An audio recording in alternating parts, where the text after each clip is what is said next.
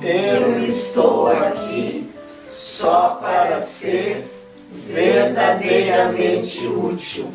Eu estou aqui para representar aquele que me enviou.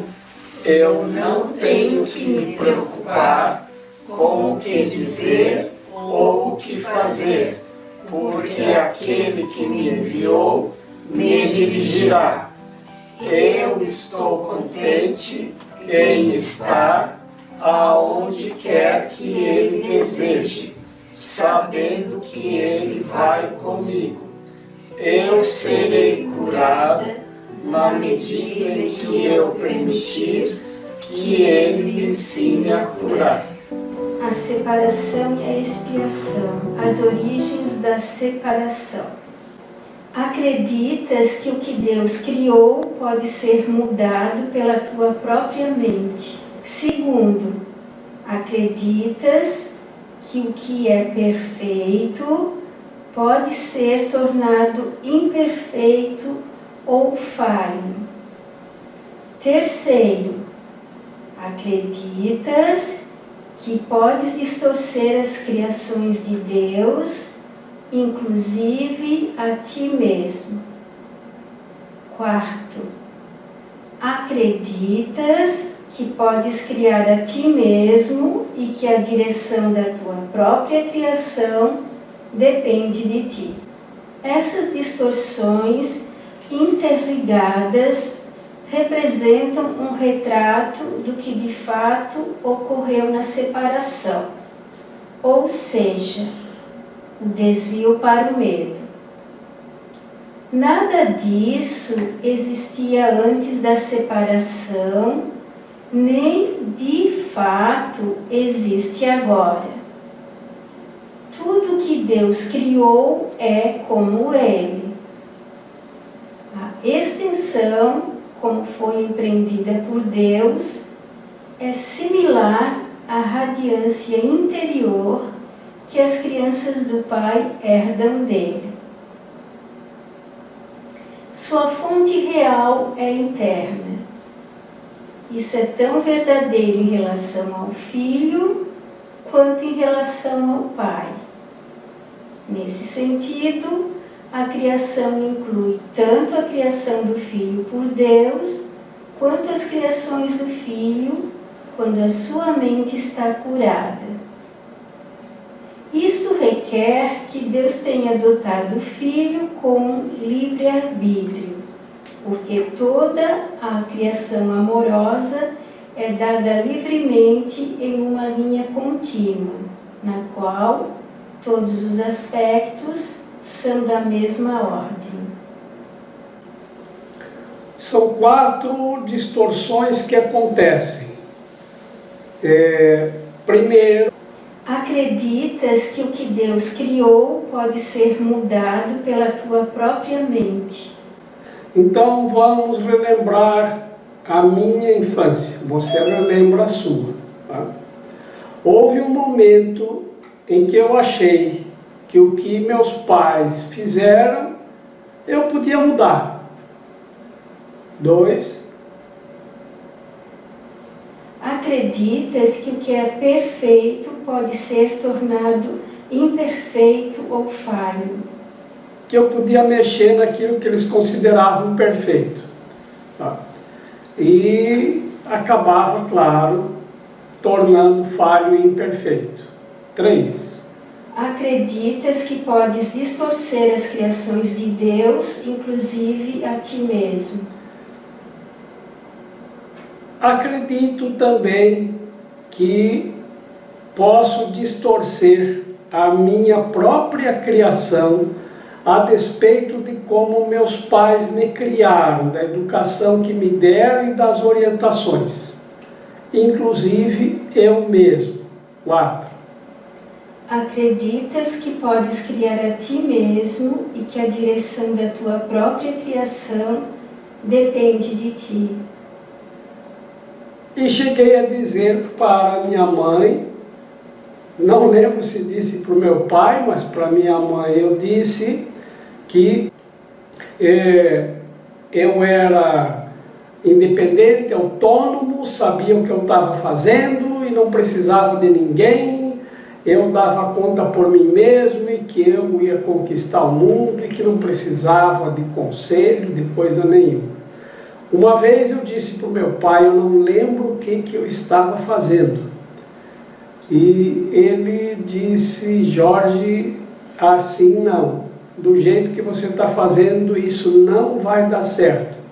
Eu disse a ele, não preciso de conselho, eu sei errar sozinho. Olha se isso é coisa para se dizer para o pai, né? Ele não disse uma palavra e se afastou. Eu merecia uma chinelada, né? Enfim, pelo desrespeito. Mas ele, eu acho que se afastou tranquilamente e não disse nada. Claro que o que eu estava fazendo deu tudo errado. Ele nunca me perguntou o resultado da minha experiência. E eu tinha medo que ele me perguntasse. E se ele perguntasse, eu ia mentir. Dizer, né, claro que deu certo. E não deu. Eu ia negar. Então eu começo a negar a verdade. Quando eu nego essa verdade e passo por esses 4 processos de distorção, acontece a separação. Eu já não me comunico mais diretamente com meu pai. Eu quebro a comunicação com meus pais.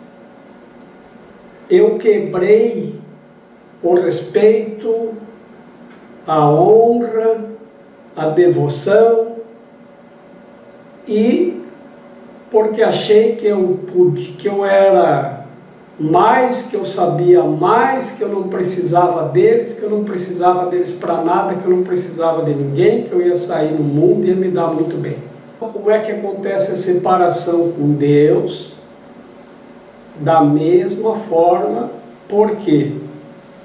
Porque o que está em cima é igual ao que está embaixo. E aqui nós estamos representando num laboratório como acontece a separação. Então é só olharmos para nós mesmos. Quando um curso em Milagres fala que nós nos separamos de Deus, no entanto não há separação nenhuma, nem nunca existiu. É a mesma coisa com meus pais. Nunca existiu separação, porque a separação é impossível.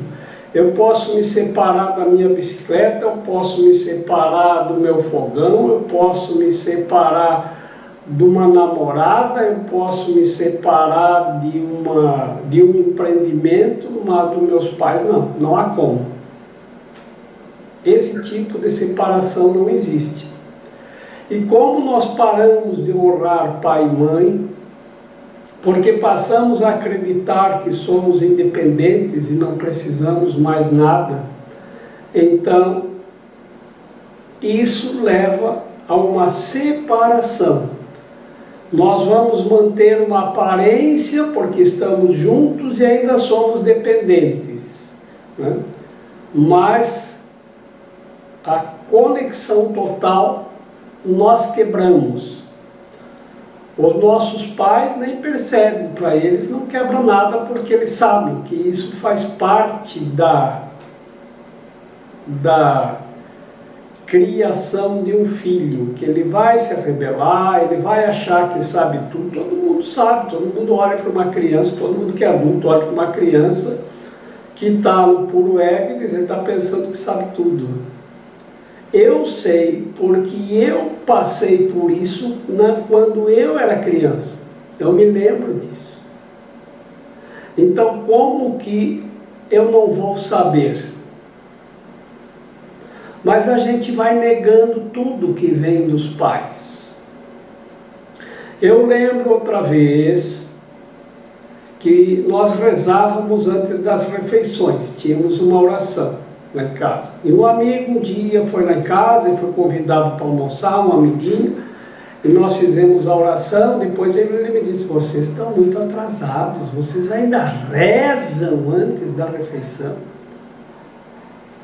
Então começa, à medida que eu começo a aceitar isso, eu começo a aceitar a separação.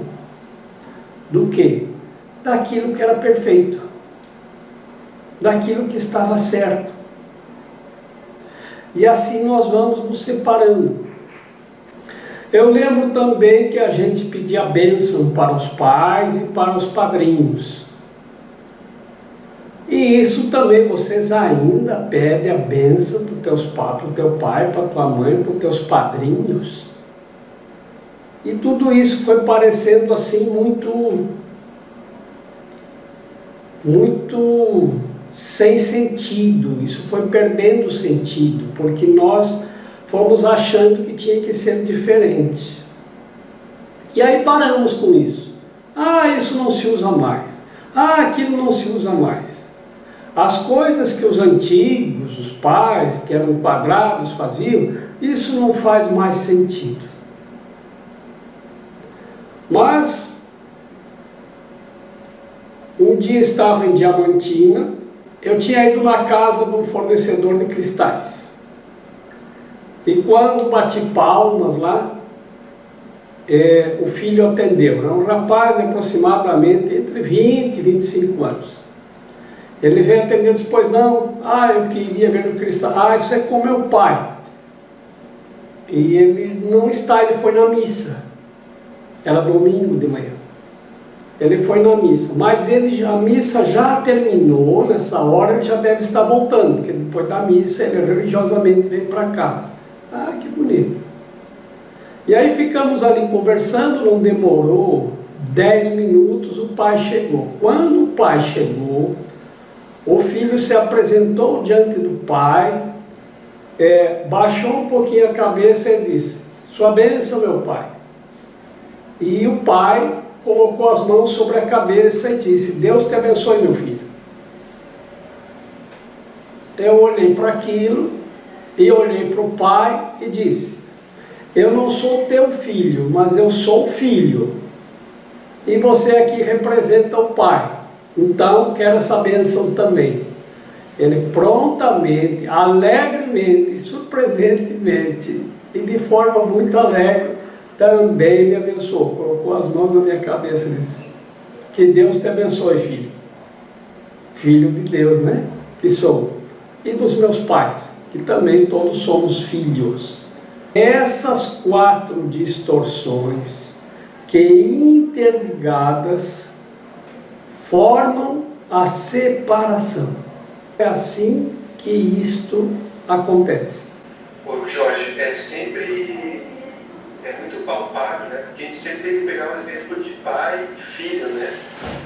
E enxergar Deus como algo palpável mesmo, como se fosse o nosso pai físico, né? E o que a gente passa como filho em relação ao nosso pai físico, essas lições, né?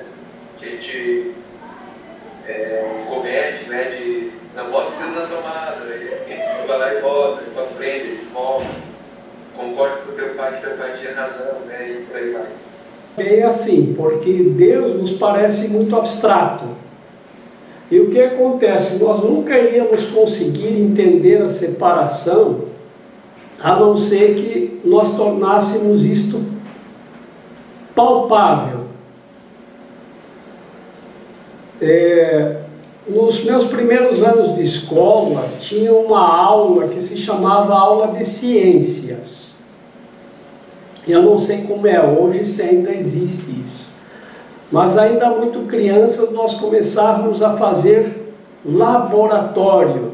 Eu lembro que a gente pegava, de uma das experiências que a gente fazia, que a gente pegava um feijão e plantava num copo de vidro para ver como acontecia a germinação. Então a gente passava boa parte do dia, que era a instrução da professora, para a gente, vai lá e olha, fica olhando, tu vai ver ele germinar. Quanto mais tempo tu ficar, aquilo era o nosso celular.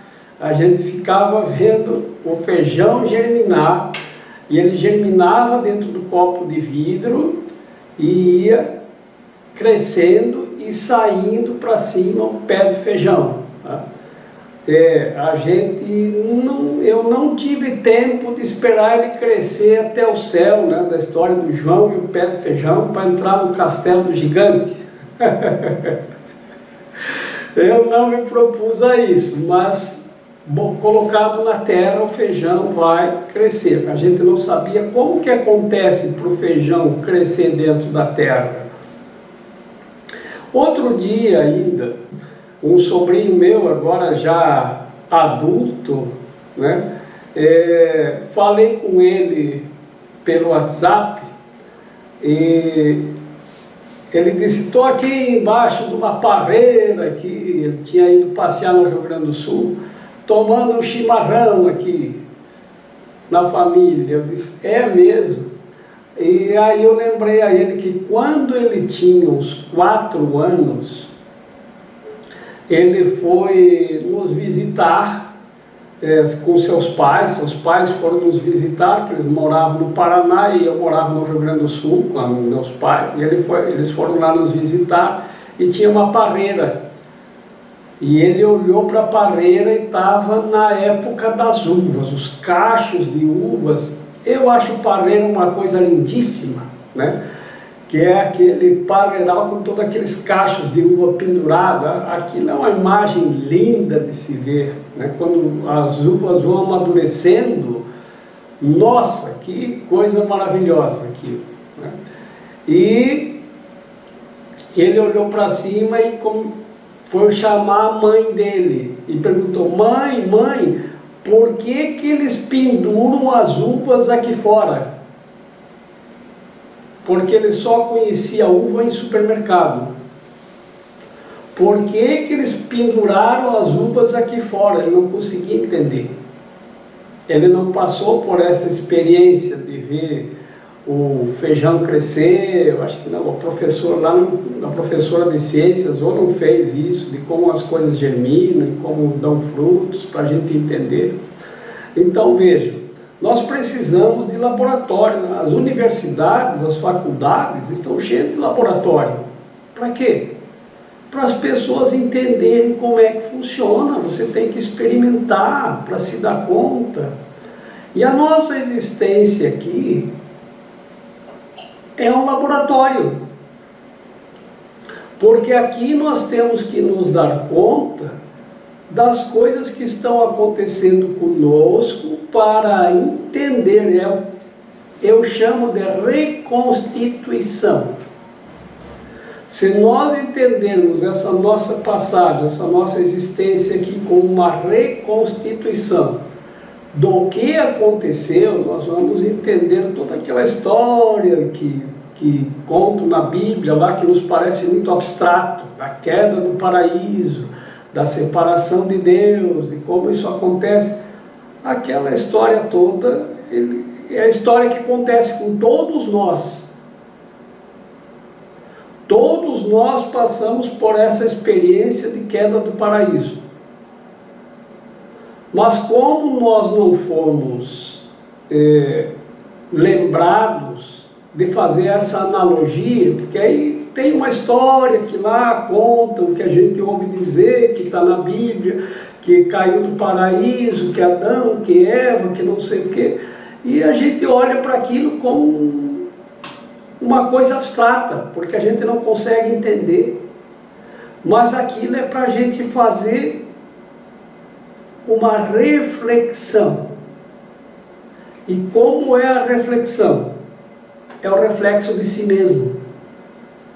Aquilo reflete a nossa própria existência, aquelas histórias. Se tu fizer assim, você vai entender como acontece a queda do paraíso, como acontece a separação. Esses 4 itens interligados são a imagem de como acontece a separação, de como saímos do paraíso para o medo. E como é o paraíso? E como a gente sai para o medo? Eu vou dar um outro exemplo. Um casal de namorados está apaixonado. Eles estão apaixonados. Eles só veem um ao outro. Parece que estão felizes. Parece que estão no sétimo céu. A gente coloca isso como sendo amor.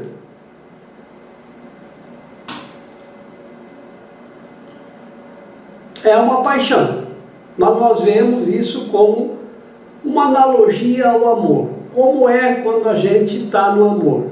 Parece que está no sétimo céu. Eu lembro que, bem jovem ainda, antes de termos a televisão, e eu acho que antes mesmo de fazerem a primeira novela no rádio, tinham revistas que chamavam de novelas. Como é que era aquilo? Fotonovelas, que eram como as paredes do Egito, uma sequência de fotos que as pessoas iam se movimentando, cada foto era a pessoa estava fazendo um gesto diferente, num lugar diferente, de uma forma diferente, e as pessoas iam entendendo aquilo, lendo aquela revista como se lê uma parede dos templos do Egito. Mas essa tinha legendas. Tinha também as histórias em quadrinhos, que eram histórias infantis. Aí tinha Tio Patinhas, tinha Mickey, Pato Donald, tinha uma que era Recruta Zero, que eu gostava, que era engraçado. E tinha muitas revistas. Essas revistas a gente chamava de gibis, não sei porquê. Mas tinha as fotonovelas. E essas fotonovelas eram em preto e branco, porque ainda não tínhamos a impressão a cores. E então surgiu uma revista chamada Sétimo Céu, que se referia ao amor, né? Que o sétimo céu é uma dimensão. A sétima dimensão é onde está o amor de Cristo, então fazia-se uma analogia à dimensão do amor de Cristo ao amor entre duas pessoas, entre um casal. E então eu sei que as moças ficavam assim muito exaltadas, porque a revista vinha uma vez por mês, para pegar aquela revista com aquelas fotos coloridas da novela colorida, era Sétimo Céu. Bom, mas voltemos ao casal que está no sétimo céu.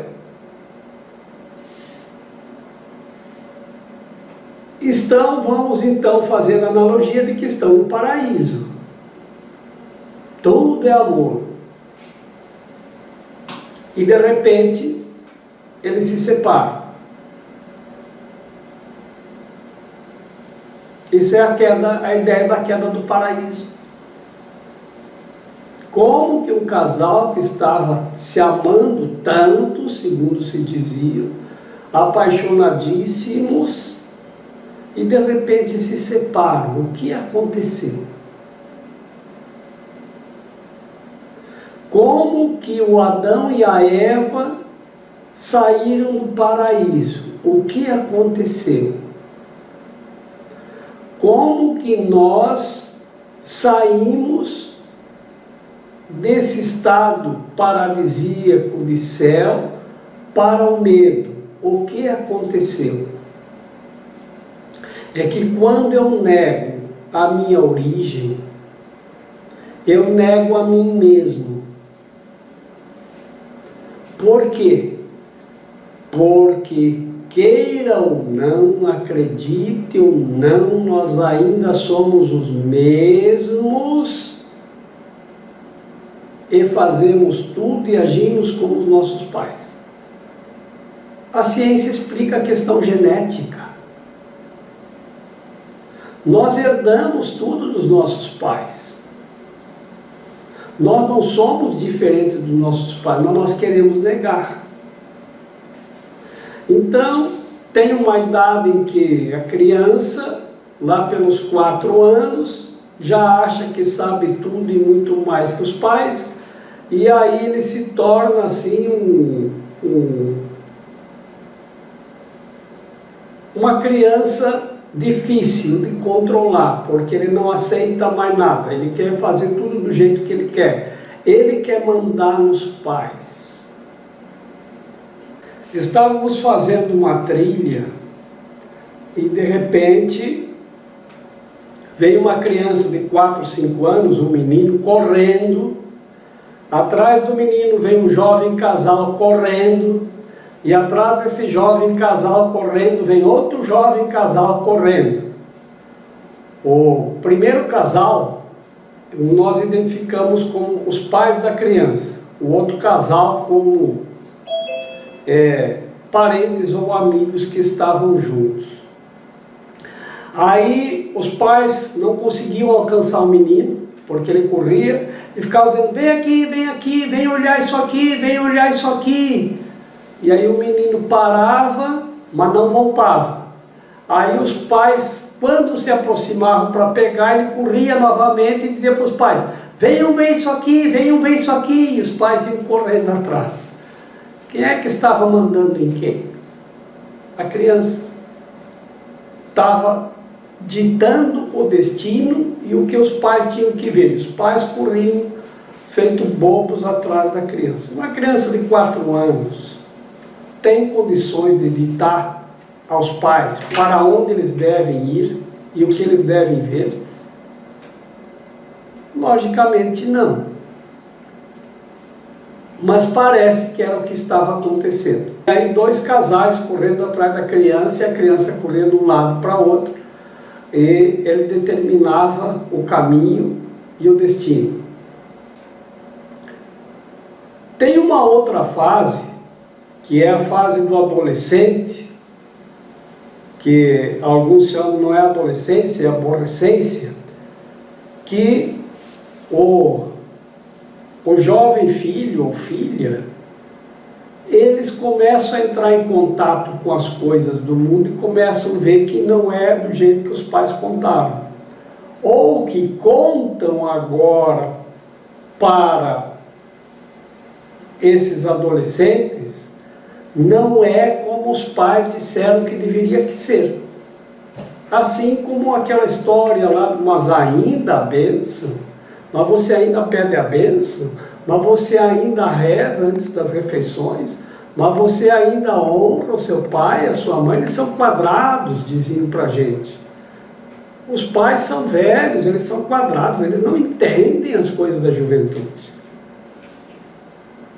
Bom, que sabia tudo. Assim vejam que o que acontece? Só que quando nós negamos os pais, nós negamos a nós mesmos e negamos a nossa origem. Quando nós negamos a Deus, que nos criou, nós negamos a nossa origem e negamos a nós mesmos. E aí o que acontece? Quando você nega a origem, você nega quem você é. E aí você esquece quem você é.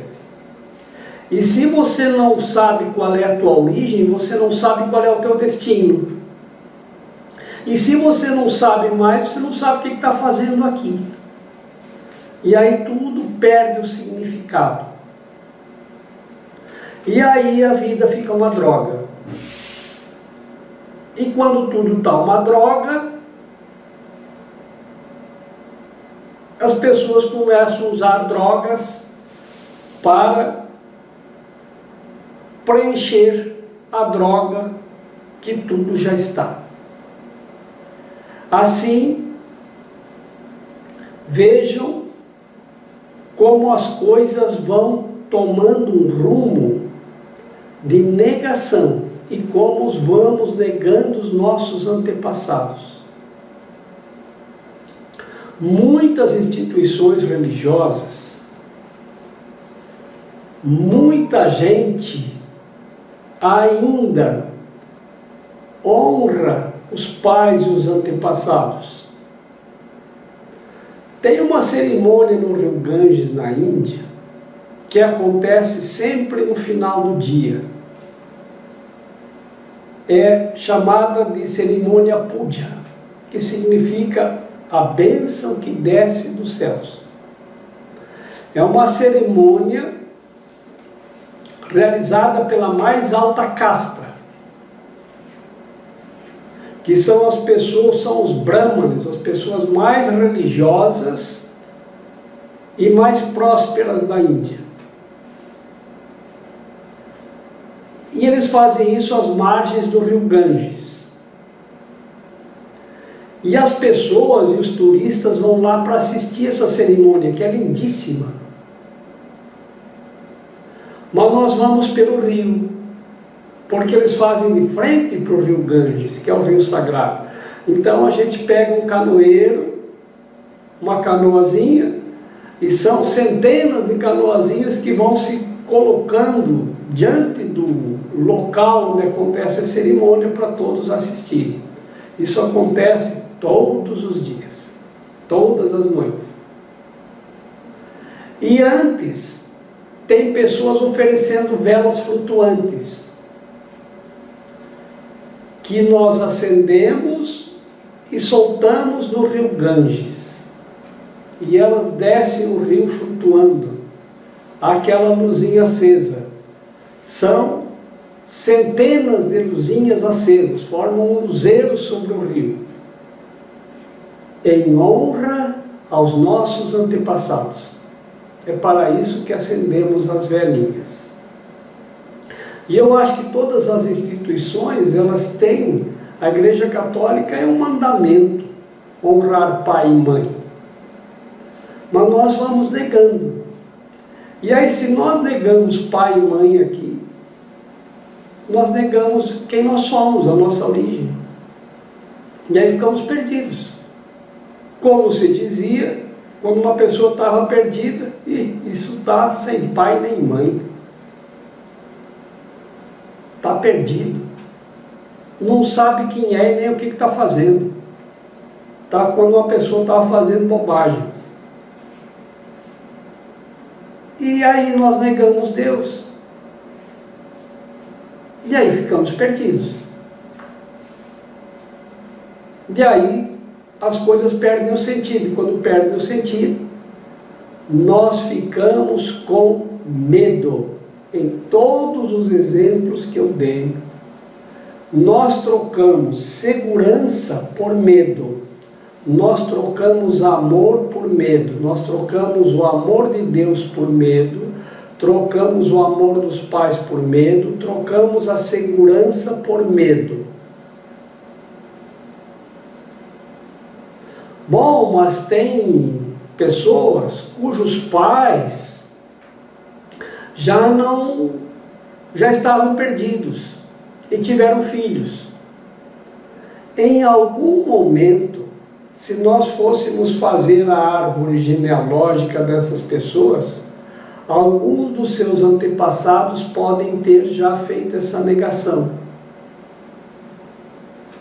E aí, as gerações seguintes já vieram negando e perdidas. E já vieram negacionistas, como é a palavra que se usa hoje, que está bem utilizada, né? Assim, acontece de entrarmos no medo. A gente tem medo de tudo. Nada disso existia antes da separação, nem de fato existe agora. Nem existe agora. Por quê? Porque eu me separei e neguei os meus pais. Mas aconteceu a separação dos meus pais? Não, não é possível. Eu nego os meus pais, não quero nem saber. Vamos fazer um teste de DNA para ver se o teu pai continua sendo o teu pai e se você continua sendo o filho. Não tem como negar. Então, nada disto aconteceu e continua não acontecendo agora.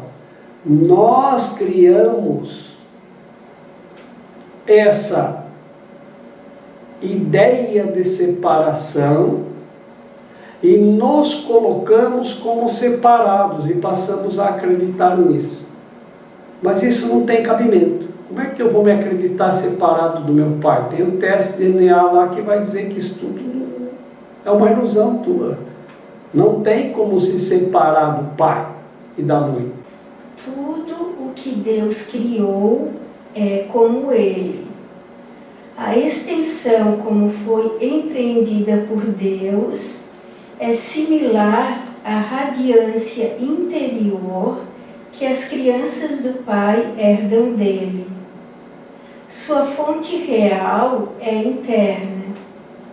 Isso é tão verdadeiro em relação ao Filho quanto em relação ao Pai.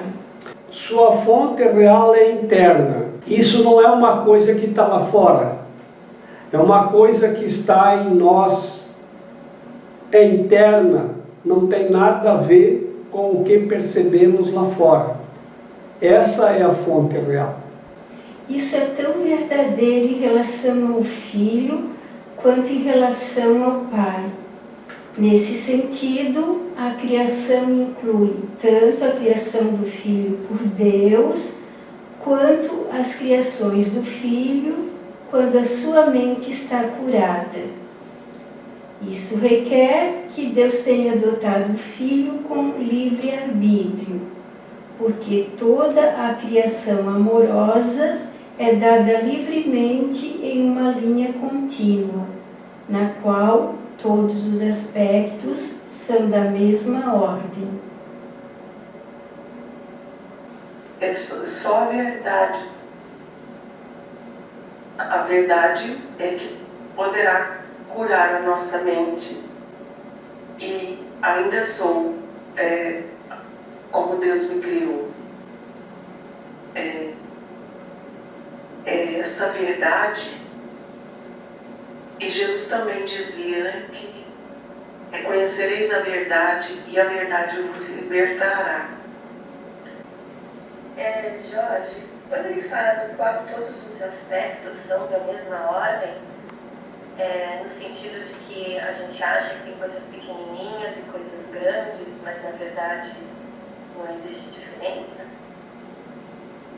Não há ordem de dificuldades em milagres. Não tem maior, não tem menor, não tem melhor, não tem pior, não tem mais. Milagre não é mais ou menos.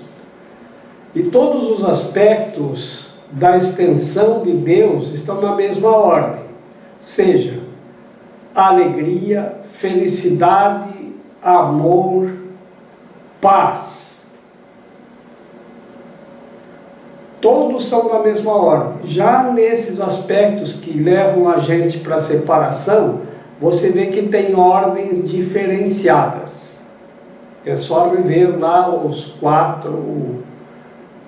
quatro itens que ele diz são a imagem da separação. São de ordens diferentes. Então aqui, tudo que nos separa não é uma coisa, uma extensão contínua, e se não tem nada tem continuidade, basta olhar para os nossos governantes, para os nossos sistemas de governo. Eu não estou falando do nosso, estou falando de todos, de todo o planeta. Esses sistemas de governo não têm continuidade. Um dia dizem uma coisa, no outro dia dizem outra. Esse ano funciona desse jeito, no ano que vem é tudo diferente. Por quê? Porque as coisas não têm continuidade. Então, quando ele diz são da mesma ordem, aqui são da mesma desordem. Por isso que nós vivenciamos esse caos. Porque eles não têm ordem. E por que não tem ordem? Porque não seguem nenhum ordenamento. Esse ordenamento jurídico que faz a constituição dos países, das nações, eles são feitos pelos egos. por aqueles que já se sentem separados. E fazem muitas vezes para defender isso ou aquilo e criam mais leis e mais leis e mais leis e mais leis e mais leis. Agora vejamos só um exemplo, só para ver como as coisas são mais simples. Perguntaram para Jesus sobre os 10 mandamentos. Ele não criticou, ele não julgou, ele apenas disse: siga apenas este. Amar a Deus sobre todas as coisas e ao próximo como a si mesmo. Pronto. Se a gente seguir só esse, está tudo perfeito. Se todas as pessoas seguissem apenas essa ordem, isso é uma ordem contínua da criação, da criatividade. Não tem nada diferente, não tem como inserir uma coisa diferente, não tem como inserir outro aspecto, outra interpretação, outro jeito de ser, de tanta simplicidade. Então, isso você coloca diante da desordem e você compara. Entendi. Então vem tudo da mesma fonte, né? Vem tudo da mesma fonte. Aqui vem tudo de fontes diferentes, cada um diz uma coisa separada. Vem tudo da mesma fonte e é contínuo, imutável, nunca mudou, nem nunca vai mudar. A verdade é assim. Tá? A mesma coisa que o filho não está separado do pai. Sempre foi assim. Nunca foi diferente. Mais recentemente é que inventaram o teste de DNA para comprovar a filiação, para comprovar que o pai é o pai, que o filho é o filho, que a mãe é a mãe. Tá? A mãe não precisa de comprovação, mas o pai precisa, né? A mãe sabe que é filho, né? Mas o pai às vezes nega, ou o filho quer negar, não tem como. Tá? E é assim. Tem uma lei da física que diz que o que está embaixo é igual ao que está em cima. Não tem diferença. O micro e o macro, o micro contém o macro. Isso já é comprovação científica. Então, se formos olhar a ciência daquilo que é perceptível, isso já não tem mais dúvidas sobre isso. Isso só nos ajuda a entender essa parte abstrata, que Deus nos parece muito abstrato ainda. E que a separação, o que é essa separação? Como que é a queda do paraíso, Adão, Eva, paraíso? Isso ainda é uma coisa difícil para nós entendermos. Mas nós vamos aos poucos. Se nós nos devotarmos a isso, ter uma radiância na mente, que é um dos atributos de Deus, a radiância, né? E vamos ter luz suficiente para entendermos todos os mistérios, sem nenhuma exceção. Deus não é abstrato, porque se você fosse abstrato, você não é. Mas nós achamos que Deus é. Porque a gente pergunta onde está Deus para as pessoas. No céu. E onde é o céu? Não sei. É um lugar lá em cima. Em cima onde? Não sei. Aí tem aqueles que dizem, mas Deus está dentro de você. Dentro aonde?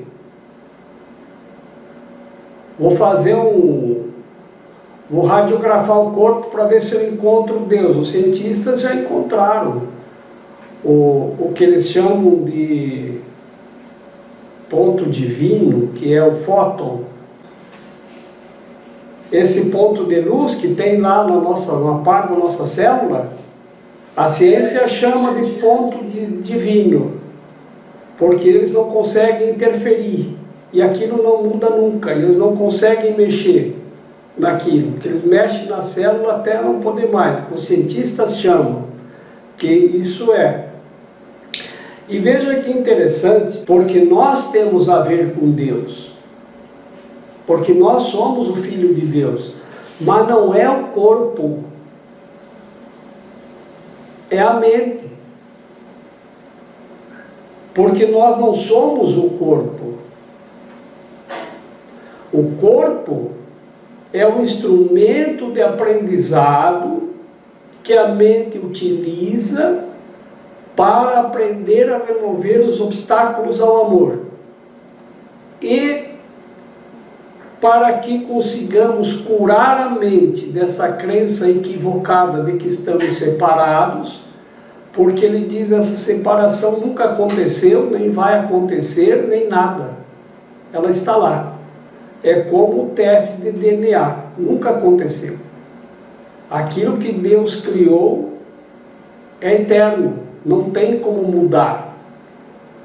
E se nós fomos criados por Deus, somos os filhos de Deus, não tem como mudar isso, por mais que a gente negue. E por que é tão fácil negar? E por que é tão fácil negar? Porque nós olhamos uns para os outros e eu vejo que você está separado, você está lá e eu estou aqui.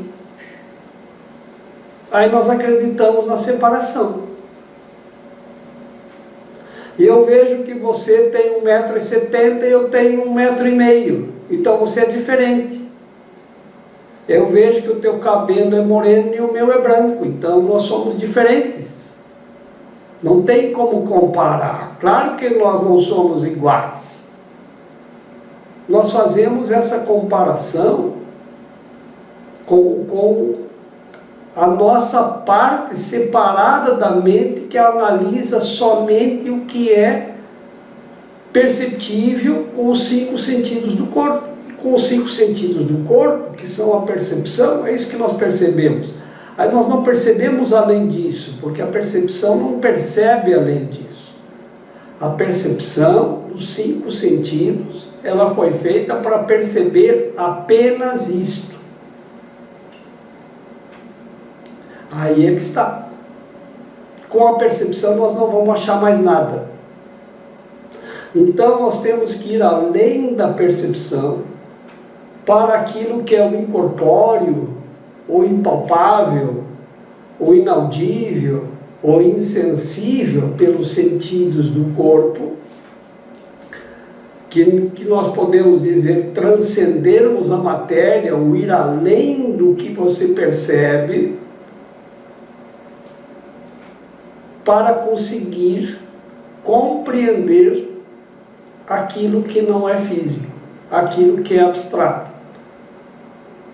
Porque nós não podemos perceber Deus, ele pode nos parecer abstrato, mas ele está em tudo que existe. Deus está em tudo. Não há um ponto em que Deus não esteja. Nós podemos não ver, porque atributo de Deus é onipresença, onisciência e onipotência. São atributos de Deus e do seu Filho, que foi criado por Ele. Nós somos a extensão de Deus. Mas nós podemos estar em todos os lugares ao mesmo tempo? Nós podemos saber tudo que acontece em todos os lugares ao mesmo tempo? Podemos. Mas nós utilizamos, aí diz, o Espírito é perfeito como sempre foi e sempre será. Ele está curado e perfeito. Então, o Espírito, ele consegue nos levar a nossa mente para vermos isto, que está além da matéria. Como nós negamos tudo isso, e ali estão aqueles 4 itens que nos levam a separar o Espírito e de Deus, nós deixamos de ver e começamos a perceber. Então ele diz, o espírito é perfeito. A mente é o aprendiz e o corpo o instrumento de aprendizado. Bom, há 50 anos antes do agora, era muito difícil compreender que a gente podia estar em vários lugares ao mesmo tempo. Deus está em todos os lugares ao mesmo tempo. Tem ciência de tudo que está acontecendo ao mesmo tempo. Mas vejam que interessante. Há muito tempo as pessoas dizem, somos todos um, somos todos um. E a igreja diz, na unidade do Pai, do Filho e do Espírito Santo, diz que nós somos uma unidade. E somos todos irmãos em Cristo, mas na unidade do Pai, do Filho e do Espírito Santo. Ele não diz que somos todos irmãos no mundo. Diz que somos irmãos em Cristo e lá formamos uma unidade com o Pai e o Espírito Santo, nesse nível, nessa dimensão. Como estamos ainda no mundo, então nós temos que aprender, estamos fazendo laboratório. Mas ainda escuto as pessoas dizendo, somos todos um. Me explica como é todos um. Bom, eu mandei um vídeo ontem para a internet. Está lá, unidade. Quem não viu, eu recomendo que assista. Se não recebeu, me diga. É um vídeo curto. 10 minutos eu acho que ele tem. Mas quer ver como nós já podemos estamos quebrando essa negação de que não só podemos estar em um lugar ao mesmo tempo. Então veja, eu sei que se ele está em casa, está em Florianópolis. Eu estou em Maceió. Eu sei que está em São Paulo. Japão. Que ela não faz presencialmente por causa do fuso horário, que diferente do que está no Japão, que lá é de manhã, ela está na Espanha, lá é meia-noite, 1h. Aí, como ela trabalha de dia, ela não consegue. Que está na Alemanha, né? E outras pessoas estão no Rio Grande do Sul, né? E estamos todos juntos. E todos podem ver o que está acontecendo, tem ciência do que está acontecendo aqui onde eu estou. E se nós botarmos a imagem de todos na tela, todos vão ter ciência do que está acontecendo aonde você está. E eu estou aqui, mas é a mesma coisa como se eu estivesse na sua casa. E vocês estão na minha. Estão todos aqui. Não precisa estar presente fisicamente. Naquele vídeo unidade, eu explico como estamos unidos fisicamente. E aqui eu vos explico como estamos unidos sem físico, na mente. Porque para mim, todos vocês estão aqui comigo agora. E eu estou com vocês aonde vocês estão.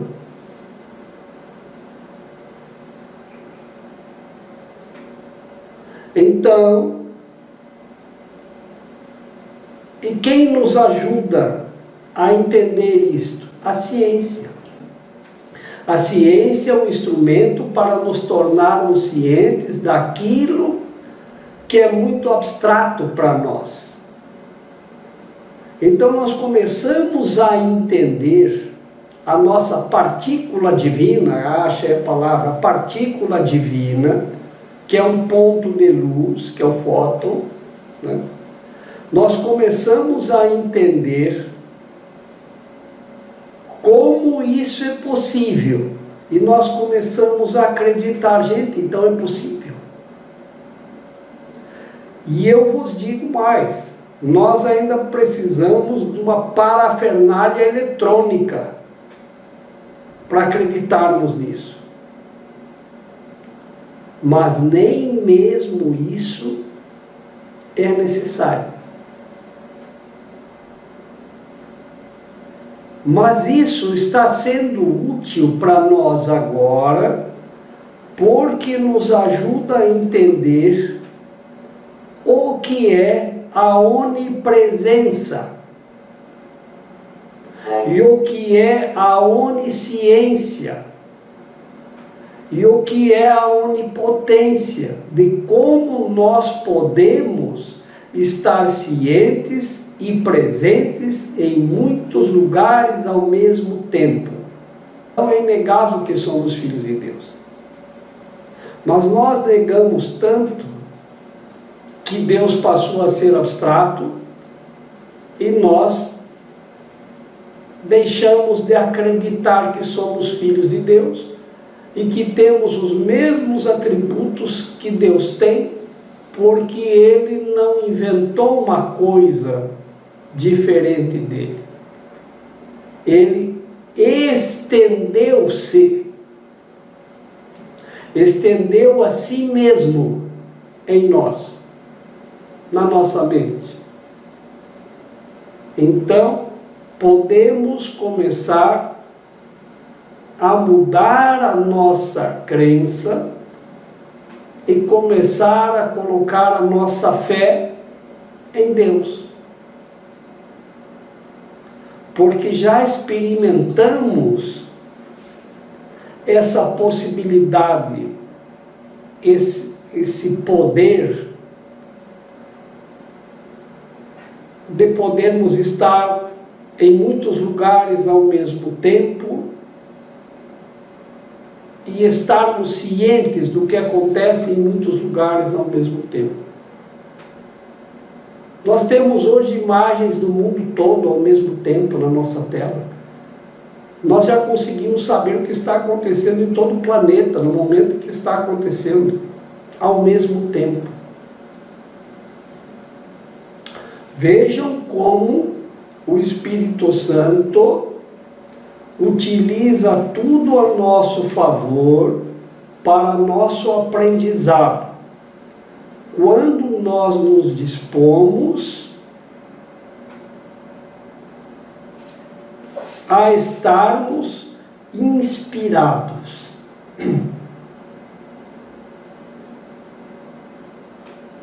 E isso ajuda no nosso aprendizado para que? Para removermos os obstáculos à presença de Deus. Agora já está mais fácil, eu já estou mais perto de Deus do que eu estava antes de entender que sim, não que isto seja onipresença, onisciência e onipotência, mas de que sim, isto é possível. Nós podemos, porque nós temos e porque somos a extensão de Deus em nós. Sobre aquela prática de Jesus, né? Busca a verdade e a verdade vos libertará. Por que a verdade liberta?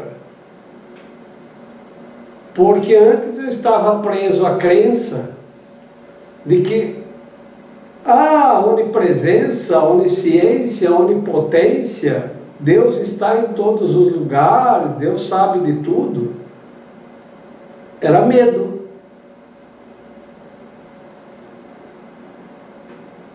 Porque eu não acreditava nisso. Ao mesmo tempo eu tinha medo. Por quê? Porque se Deus está em todos os lugares, é onipresente, é onisciente e é onipotente, se eu fizer uma coisa errada, Deus está vendo. Então, na separação, isso gera medo. Eu estou preso ao medo. Aí busca a verdade. E quem busca a verdade não pode falhar. A verdade vai ao seu encontro. E quando você encontrar, você se liberta do medo.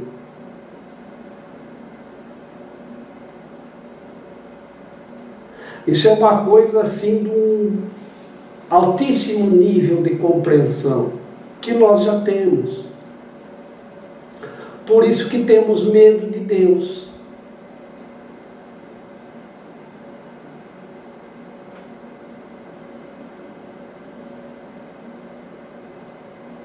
Na Igreja Católica tem os santos óleos.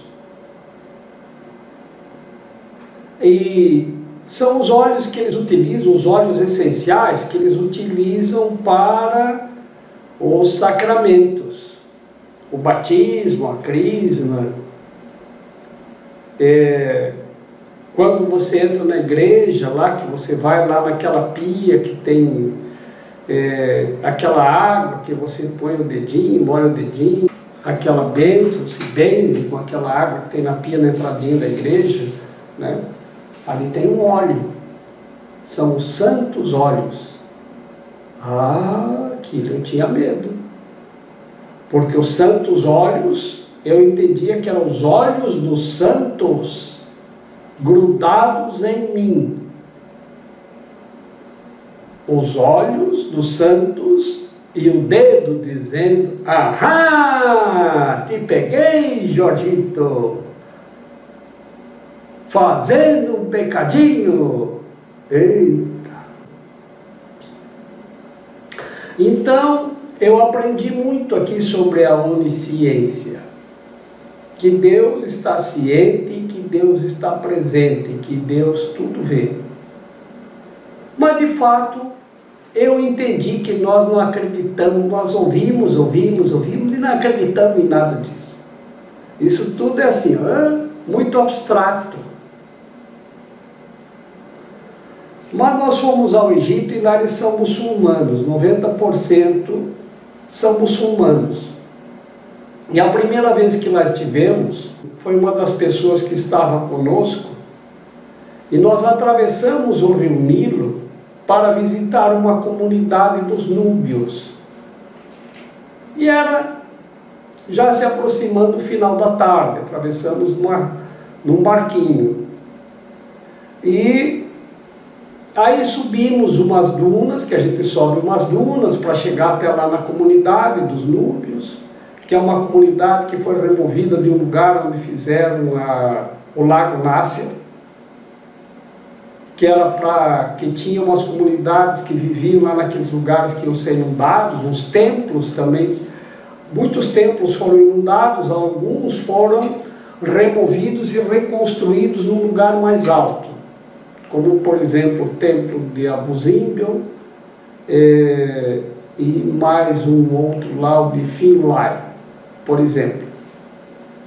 Bom, e quando chegamos lá em cima, ela quis fazer uma foto. E procurou a máquina, meu Deus, esqueci minha máquina onde? Lá no barco. E tem milhares de pessoas circulando por aqueles lugares de turistas. Eram os lugares mais visitados do mundo, o Egito. Tem muita gente circulando, muito turista, muita gente querendo vender coisa para os turistas. E onde? Em cima do banquinho eu deixei minha máquina fotográfica. E o barco está lá, porque o guia está conosco, ele veio conosco, né? O barco está sozinho lá embaixo, longe daqui. E ela desesperadamente queria voltar lá para pegar a máquina. O guia disse: não se preocupe. Quando você voltar lá, ela vai estar onde você deixou. Que vai estar. Era uma máquina fotográfica das mais modernas do momento. Era uma máquina cara. Que eu vou chegar lá e vai estar lá. Mas não vai mesmo, né? Vai. Aqui ninguém mexe nas coisas dos outros. Ele disse: bom, faz o seguinte, dá a perda, dá tchau para a tua máquina e vamos em frente, porque se já faz uma meia hora que nós estamos aqui e a máquina ficou lá a céu aberto, o barquinho está lá no meio de mais uns 80, 90, 100 barquinhos, tá? Não vamos conseguir achar a tua máquina. Deixa para lá, vamos comprar outra. E é claro que ela disse, não é a máquina, Jorge. É a metade da viagem, já tinha lá umas 500 fotos. É toda a viagem dos meus sonhos. Aí está tudo perdido. Eu digo, sim, o que você vai fazer? Não tem o que fazer. Vamos recomeçar a partir daqui.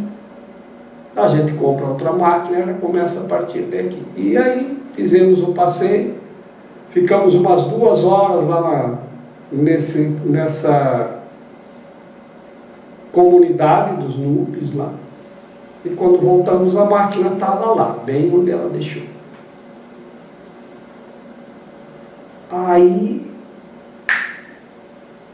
esses caras acreditam na onisciência e na onipresença de Deus.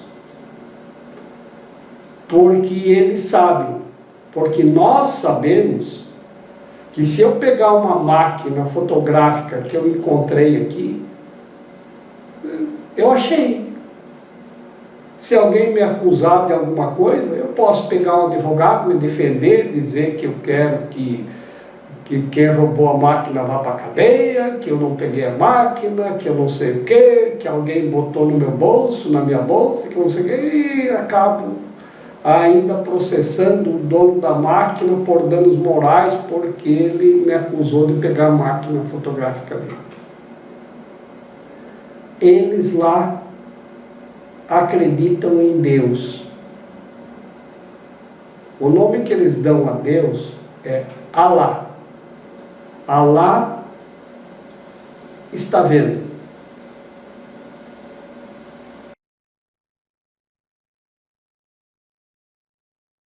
Diante de Alá, não há o que negar. Então, se eles sabem que Deus está vendo, que Deus é onipresente, eles procuram não fazer nada de errado. É isso que nós sabemos, mas sabemos, tipo assim, de ouvir dizer. Mas não acreditamos, não colocamos nossa fé nisso. E é isso.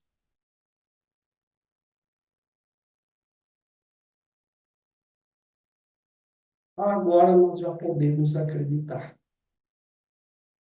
Porque sabemos da onipresença de Deus. E Deus está onde? Em tudo. Ele não estaria em mim, se Ele é onipresente, e sou o seu filho. E Ele não estaria em você, se Ele é onipresente, e você é seu filho.